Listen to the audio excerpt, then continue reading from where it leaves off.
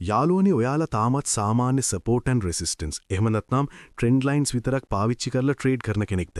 එහෙනම් මේ දේ පොඩ්ඩක් අහන්න. ගොඩක් වෙලාවට අපි ට්‍රේඩ් එකක් දාලා ටික වෙලාවකින් අපේ ස්ටොප් ලොස් එක වැදිලා මාකට් එක ආයෙත් අපි හිතපු පැත්තටම යනවා නේද? මේක වෙන්නේ ඇයි කියලා ඔයාලා හිතලා තියෙනවද? ඇත්තටම වෙන්නේ ලොකු බැංකු සහ ලෝකේ ඉන්න මහා පරිමාණ මූල්‍ය ආයතන අපි ඒ අයට කියනවා ස්මාර්ට් මනී කියලා.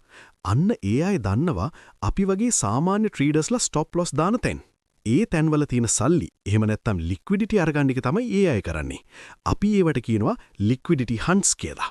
මෙන්න මේකට විසඳුමක් විදිහට තමයි ස්මාර්ට් මනී කන්සෙප්ට්ස් එහෙම නැත්නම් SMC එන්නේ. SMC වලින් කරන්නේ මාකට් එකේ ලොකු අලියතුන් බිග් ප්ලේයර්ස් ට්‍රේඩ් එකට එන්ටර් වෙන්නේ කොයි වගේ තැන්වලද කියලා හොයාගන්න එකයි. අපි තේ අය යන පාරෙම යන්නේ ඉගෙන ගන්නවා.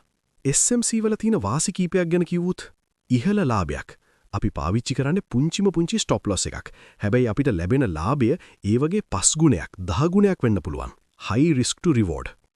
මාකට් එකේ සැබෑ ගමන BOS සහ CH වැනි දේවල් හරහා මාකට් එකේ සැබෑ පැත්ත හඳුන ගන්න පුළුවන්. මැනිපියුලේෂන් වලින් බේරීම.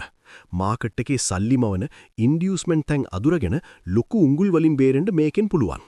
ඉතින් ඔයාට ඕන නම් මාකට් එක දිහා අලුත් විදිහට බලලා පාඩු වෙන එක අඩු කරගෙන සාර්ථක ට්‍රේඩර් කෙනෙක් වෙන්න SMC යන ඉගෙන ගන්න එක අනිවාර්ය දෙයක්.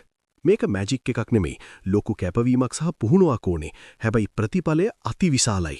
ඔයාලට මේ ගැන තව දැනගන්න ඕනේ නම් මට මේ වීඩියෝ එකට කමෙන්ට් එකක් දාන්න. අපි ඊළඟ වීඩියෝ එකකින් කතා කරමු කොහොමද chart එකක නිවැරදිව order block එකක් හොයාගන්නේ කියලා.